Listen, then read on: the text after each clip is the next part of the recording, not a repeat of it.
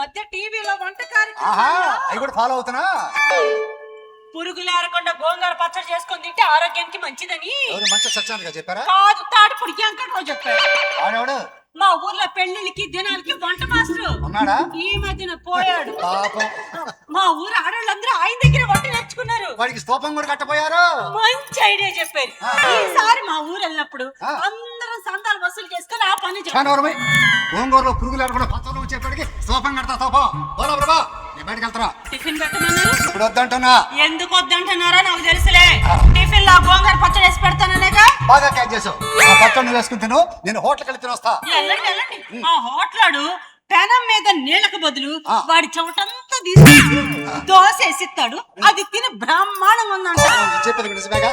ఇదిగో మనకి కారప్పొడి వేసుకుని తీసుకురాపో. కారప్పొడి తింటే కడుపులో మంట వచ్చింది. కారప్పొడి ఎక్కడో చెప్పాడా? కాదు మంత్రి సత్యనారాయణ చెప్పాడు. ఆయనకే కరకట్ట మీద కూర్చొని ఇట్లాంటి వార్తలు బ్రహ్మాండంగా చెబుతాడు. గుగుళ్ళు బాధ ఆయనకేం తెలుసు? పోలంలో తీసుకురాపో. పిల్లడు ఫీజు కట్టమన్నాను. కట్టాను లేపో.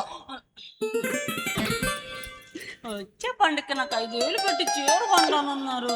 పండగ దాకేందుకు రేట్లు కొంటాలేపో. మా ఆయన త్రిపుల్ బంగారు అది ఈడ గొంతెమ్మ కోరికలు తీర్చామనుకో బంగారం అంటారు, లేదనుకో ఈ విధంగా చేస్తారు.